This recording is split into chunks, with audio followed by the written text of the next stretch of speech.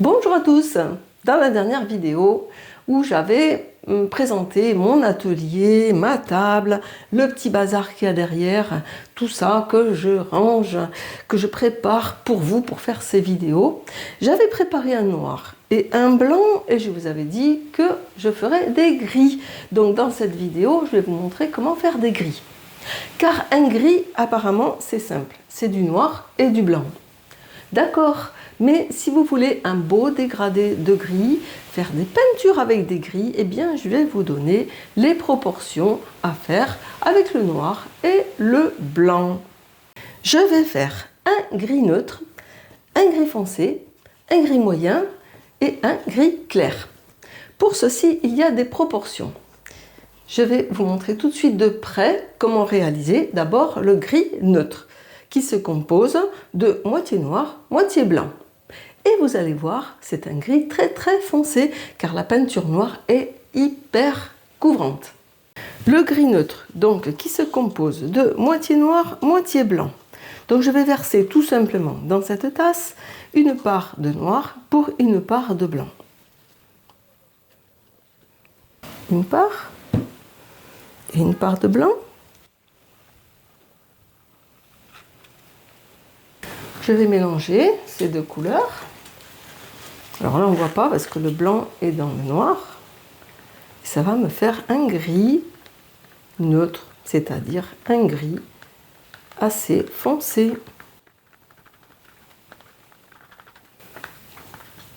Voilà le gris neutre, qui est un gris tout à fait basique entre le noir et le blanc. Maintenant, je vais faire un gris foncé avec 30% de noir. Donc, je vais mettre 30 g de noir pour 70% de blanc. 30 g de noir.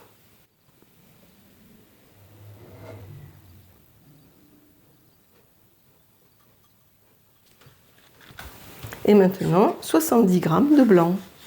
Ça me fera 100 g au total.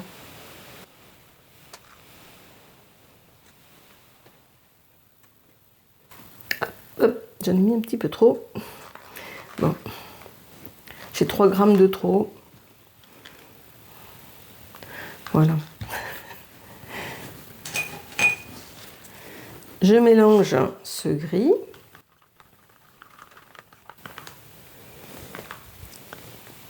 Voici le gris foncé, en sachant que les gris foncent en séchant. Je vais faire maintenant un gris moyen. Un gris moyen, c'est 20% de noir, donc 20 g,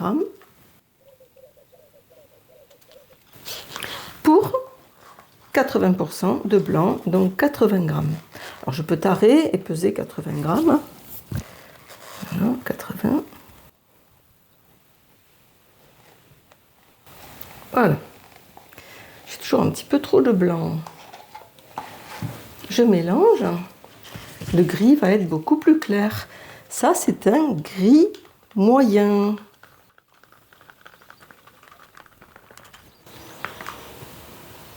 Voilà le gris un peu plus clair qui est le gris moyen. Je vais faire maintenant un gris clair avec 10% de noir et 90% de blanc. Donc je pèse 10 g, moi je vais faire l'inverse. J'ai pesé 90 g de blanc.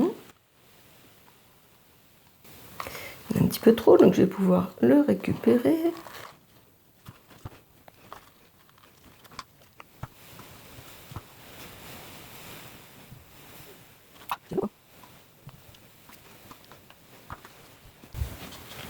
Ah, ça y est, 90 g de blanc.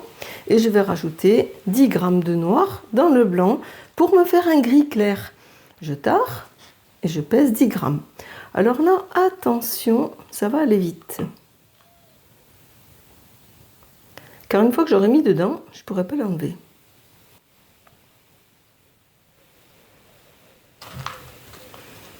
« 10 g, pile poil. Et maintenant, je mélange ce beau blanc et noir pour me faire un gris clair. Voilà mon gris clair. Il est magnifique. Et voici les gris que j'ai préparés. Donc ici, il y a le noir. Ici, vous avez le gris neutre qui est 50% de noir, 50% de blanc. Vous voyez, ça, le dégradé se fait. 30% de noir, 70% de blanc, le gris foncé. Le gris moyen, 20% de noir, 80% de blanc. Et le gris clair, c'est 10% de noir, 90% de blanc.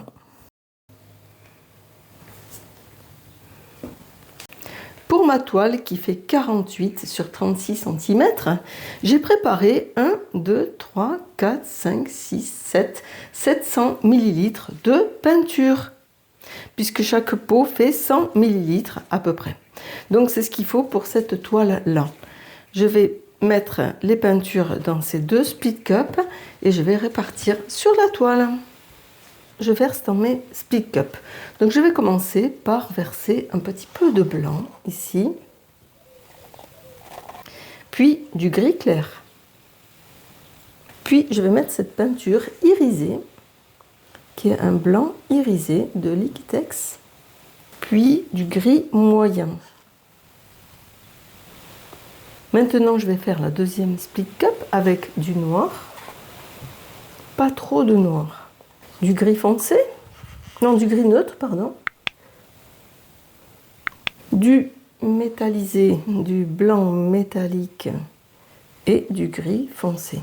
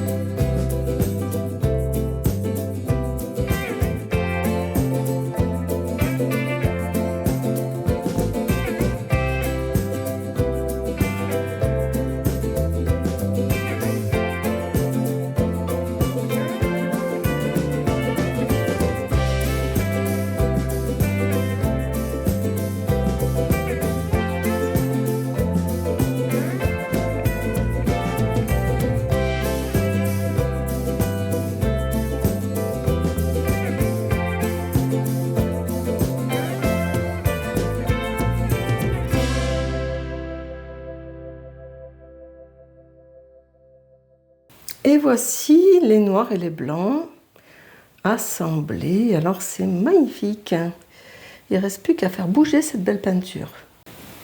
C'est parti. Allez, je fais bouger cette peinture. Alors toujours faire bouger la masse de la peinture. Je le dis à chaque fois. Une fois que la masse de la peinture bouge, eh bien vous pouvez la répartir sur la toile. Là, je ne la fais pas aller jusqu'au coin. Regardez, tout commence à bouger. Les trois flaques commencent à bouger bien sympathiquement. Avec ça arrive vers le fond. Parce qu'il n'y a pas de peinture de fond.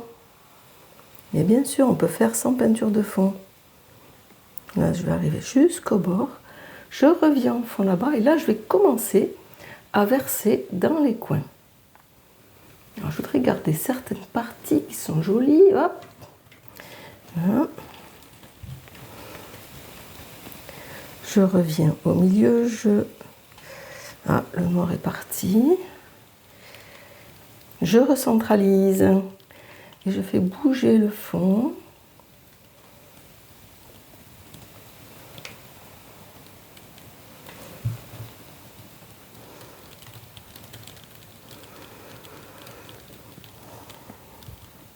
Maintenant, le fond ici, je ne voudrais pas trop perdre le dessin.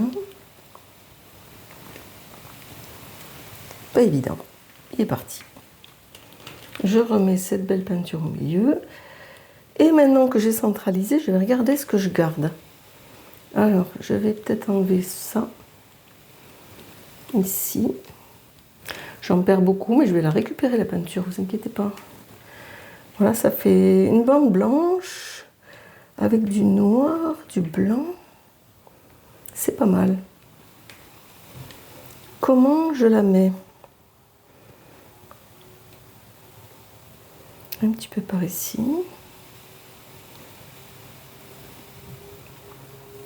Pas trop en perdre non plus.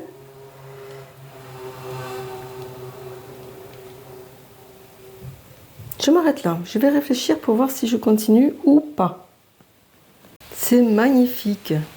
Noir, blanc, gris, avec un petit peu de blanc irisé. C'est superbe. Avec la technique des split cups. Regardez, il commence à y avoir des cellules sur le côté. Alors c'est magnifique. Ici, le noir fait des effets de peinture pouring. Ici, il y a des petites cellules aussi. Le blanc est au milieu. Et regardez ces effets noirs et gris sur les côtés, c'est sublime. Je vais vous donner le résultat sec dans quelques instants.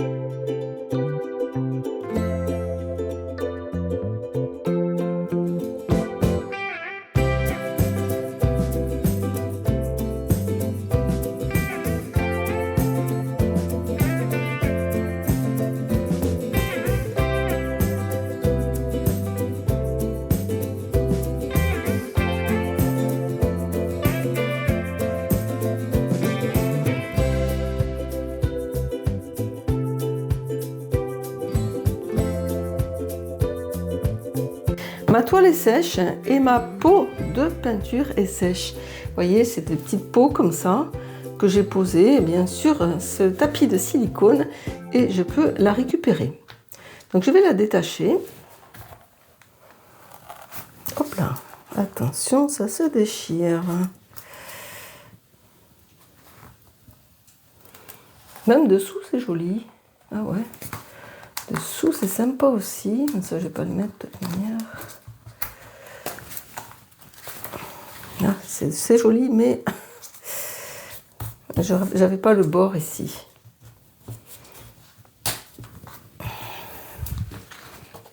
Je vais mettre un rond à peu près comme ceci. Ça, c'est mon modèle. Comme ça. Ici. Je ne sais pas encore où. Ici ou ici. Moi, je pense ici. Je vais le découper et puis le poser ici. Peut-être mettre un coup de crayon gris.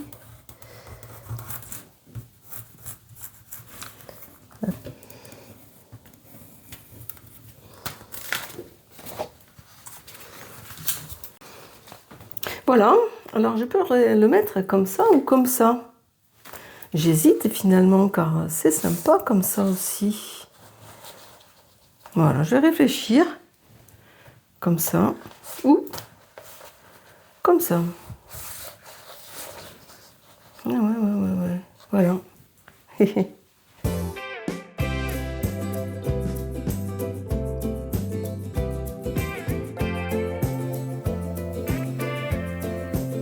comme ça ou comme ça? Vous préférez quoi? Il y a encore cette solution avec 4 planètes. Alors dites-moi lequel vous préférez, le 1, le 2 ou le 3.